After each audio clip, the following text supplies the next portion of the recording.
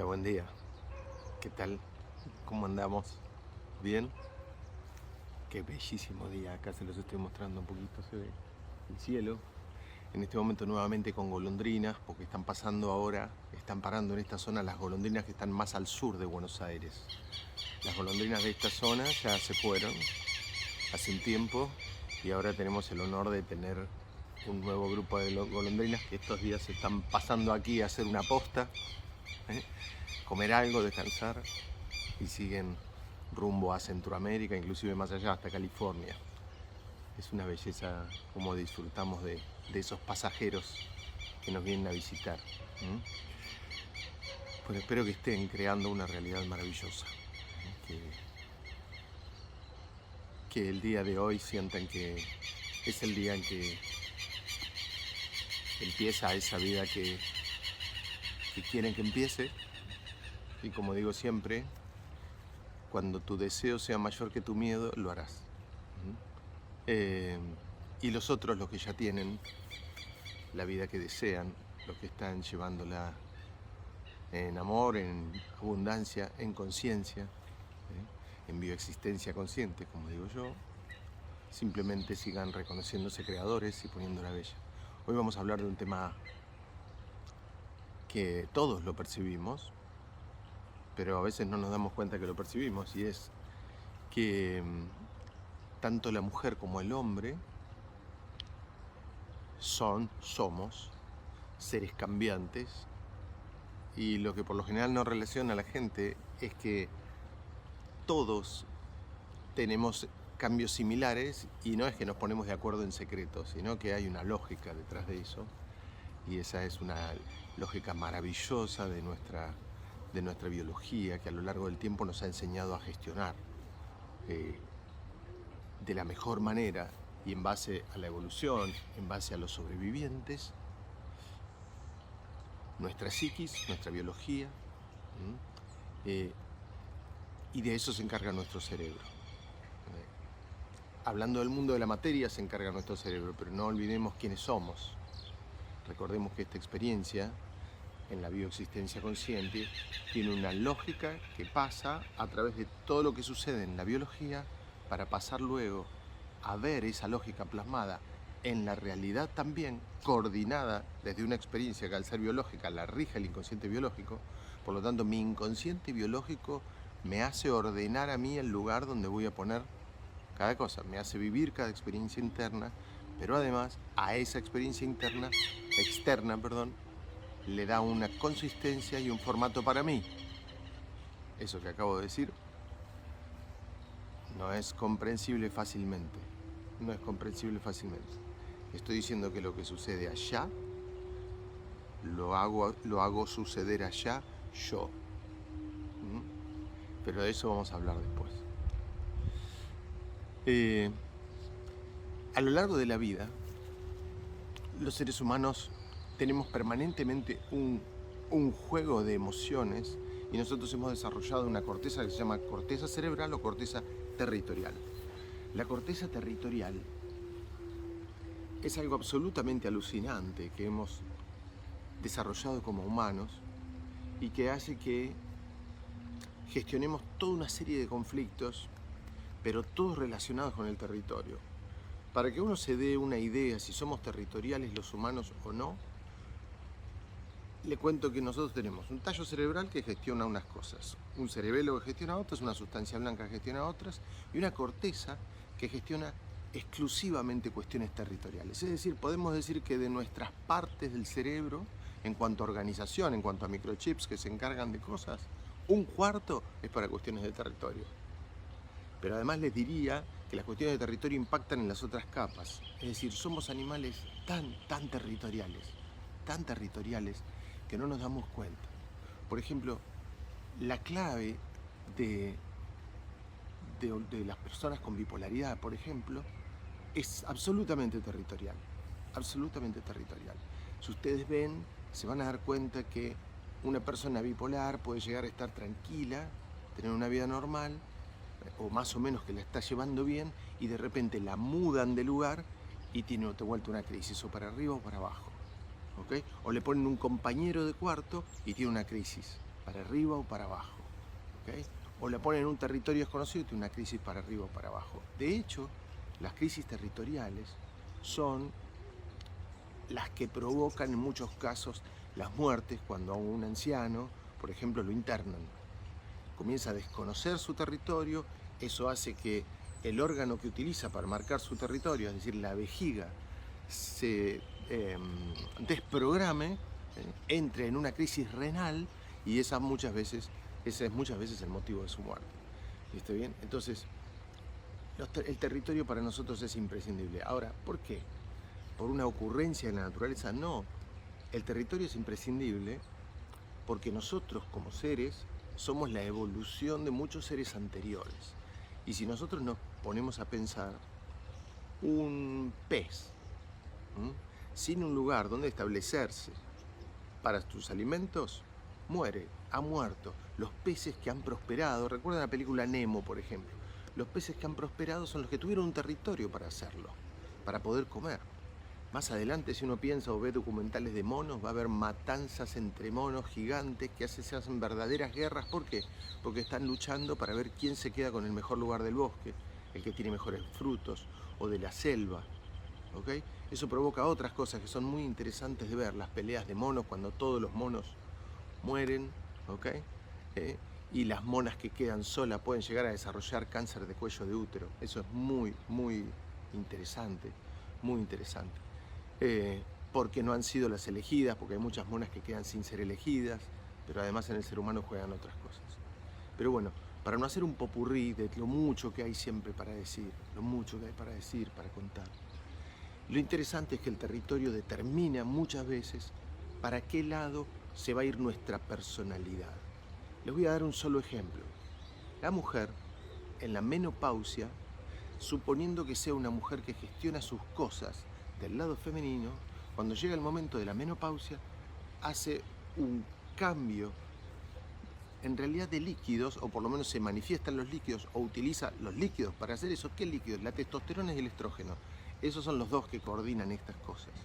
Se hace un rebalanceo de testosterona y de estrógeno, y la mujer que estaba parada como mujer muy femenina, de estar adentro, de no querer salir, hace ¡pac! Y en la menopausia hace un gran cambio y dice, quiero salir. Me voy a juntar con las chicas a tomar el té, me voy a juntar a esto, voy a hacer otra cosa. Se pone más hacedora, ¿okay? Se pone más ejecutora de cosas. Y el hombre en esa misma época, en realidad un poquito más tarde, en la jubilación, hace la operación inversa. Él siempre salió a cazar, él siempre estuvo en el afuera gestionando las cosas, la mujer adentro, por evolución, y el hombre de repente dice, bueno, yo me quiero quedar en casa, quiero ver la televisión, quiero ver el fútbol, y todas esas cosas. Es por eso que en ese momento se produce este desbalance, y en el otro video vamos a hablar un poquito más de por qué estos cambios de personalidad, no solo en la menopausia, sino a lo largo de la vida, en los cuales interviene siempre el territorio de manera real o simbólica. Los quiero, les mando un abrazo grande. Me alegra que estemos acá juntos, tomando conciencia. A disfrutar del día. Un abrazo. Buen día, maestros, maestras. Espero estén bien. Vamos a hablar un poquito de esto que estamos desarrollando y que vieron el video en el día de ayer o antes de ayer. Estoy avanzando con el 6º libro, entonces no grabo videos todos los días. Estoy grabando por ahí día por medio. A veces sí, casi todos los días, pero avanzando en el 6º libro y preparando con Lucre muchas cosas hermosas que vienen ahora, como el Congreso Anual de Consultores de Humano Puente. Ahí nos encontramos, ya somos más de 200 los que nos vamos a encontrar ahí, o alrededor de 200, en ese encuentro maravilloso. Y preparando también otras actividades que siempre tenemos, reunión con comunicadores este jueves para actualizar, conversar sobre las cuestiones de llevar este mensaje de Humano Puente a todo el mundo y toda la dinámica que eso viene requiriendo. ¿Para qué? Para leer nuestro propio universo, para ver qué sucede ahí y seguir comunicándolo de la manera más didáctica posible, porque el camino Humano Puente es un camino didáctico, práctico, ¿no? Es un camino para el que hace. Por lo general, cuando las personas empiezan este camino, las preguntas, hay determinados tipos de preguntas, ¿no? Didácticas, por lo general. Tengo una duda sobre esto, tengo una duda sobre esto. pero las preguntas reiteradas son de quienes no lo llevan a la práctica. Siempre sucede lo mismo, siempre sucede lo mismo, ¿no? Quienes no lo llevan a la práctica dan 10.000 vueltas antes de llevarlo a la práctica, y entonces se enroscan con un montón de preguntas y después cuando lo ponen en práctica dicen, claro, claro. Con razón Pablo decía, no te puedo explicar cómo se anda en bicicleta, vas a tener que andar en bicicleta y después recibir algunas explicaciones. Pero hay cuestiones que se aprenden haciéndolas. Este paquete tan simple, tan maravilloso, te permite empezar a hacerlo.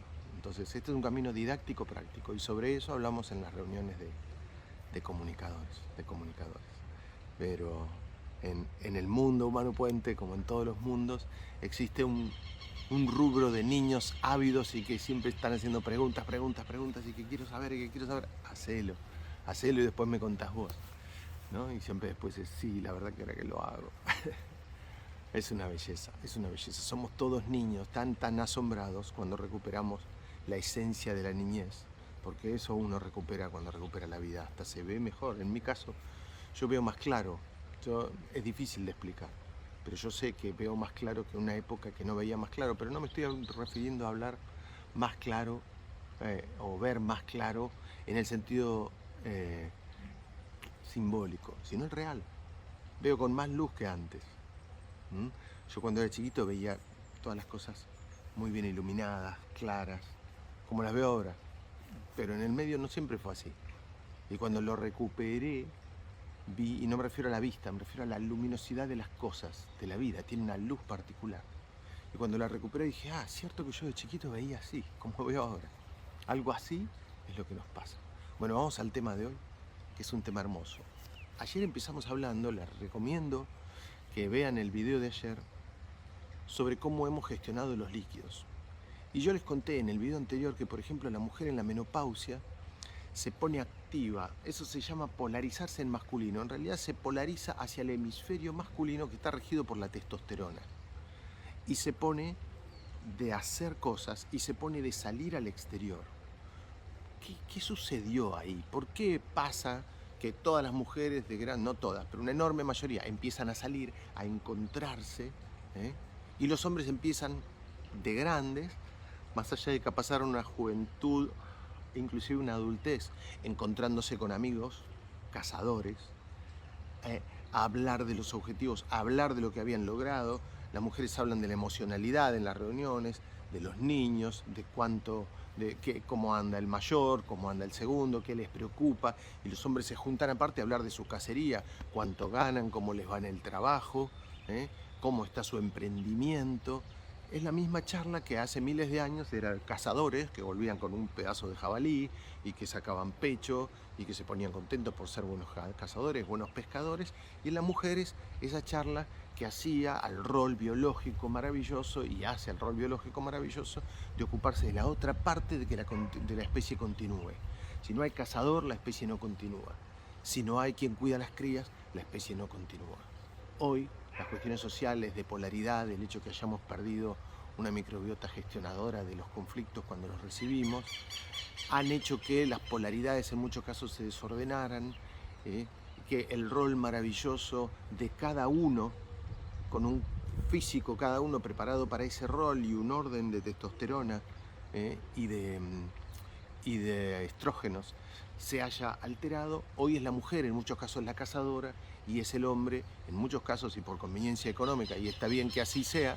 Imagínense un hombre hace miles y miles de años que no pudiera cazar, pero sí pudiera ordenar la cueva y ocuparse de las crías, porque tenía por ahí un brazo cortado, y la mujer, que sí es cazadora y es capaz de traer un jabalí o frutos, es similar a lo que pasa ahora. En muchos casos se encuentran mujeres cazadoras.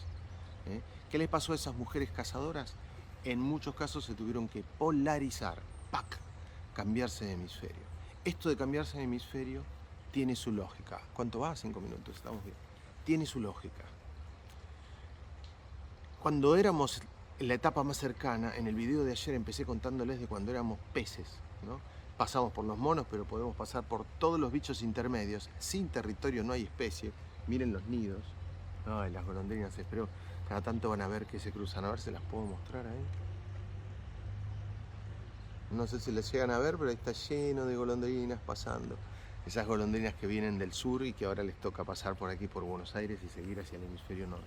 Bueno, el, el- la, la foto del nido con las crías, con los pichones, con la hembra y con el macho, es la foto de la familia que llegó a evolucionar.